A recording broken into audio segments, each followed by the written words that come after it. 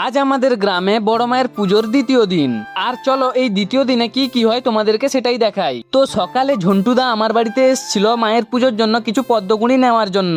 দুপুরবেলা মন্দির প্রাঙ্গণে এসে দেখি আমার ভাইয়েরা লস্যি আর আইসক্রিমের দোকান দিয়েছে। আজকে যেহেতু বড় পুজো তাই অনেক ফলের দোকান এসছে। আর গ্রামের মা বোনেরা সবাই এখান থেকে বাজার করে পুজো নিয়ে এসছে। কমিটির তরফ থেকে সবার ডালায় ফলগুলো কেটে রাখা হচ্ছে। তখনই আমার বাড়ির কাছে দুই বৌদির সঙ্গে দেখা হয়ে গেল। বৌদিরাও পুজো নিয়ে এসছে। আমাদের গ্রামে যেহেতু বছরে একটাই পুজো হয় তাই যে দাদারা বাইরে থাকে সবাই একসাথে একজোট হয়। রাতের বেলা আমরা সব বন্ধুরা এসে দেখি আমাদের মন্দিরে সন্ধ্যা আরতি শুরু হয়ে গেছে। সন্ধ্যা আরতি এখানে এত সুন্দর হয় আর ঠাকুরের প্রদীপের আলোয় নিজেদের মঙ্গল কামনার্থে গ্রামের সব মানুষ বাড়ি ছেড়ে এখানে আসে।